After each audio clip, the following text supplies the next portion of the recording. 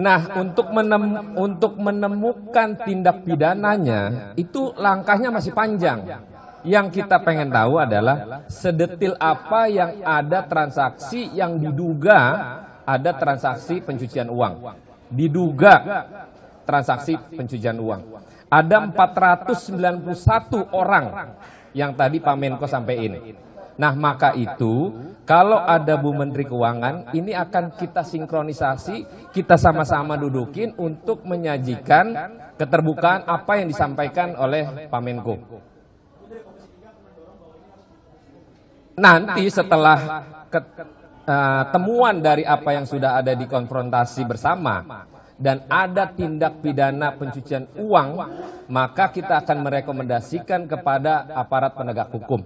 Dari 3 institusi, ada kepolisian, ada kejaksaan, ada KPK.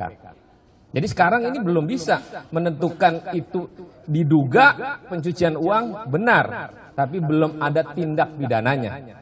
Masih panjang nih ceritanya. Maka itu nanti kita akan rapat lagi bersama dengan 3 institusi. Secepatnya.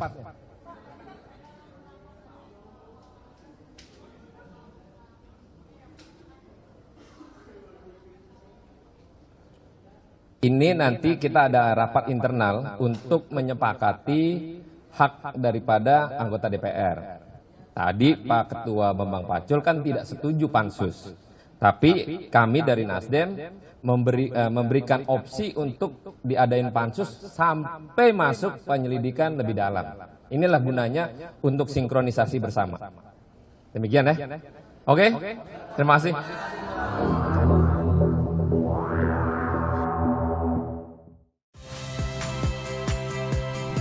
Saya Agin Fridianto. Saksikan terus program-program Kompas TV melalui siaran digital, pay TV, dan media streaming lain. Kompas TV, independen, terpercaya.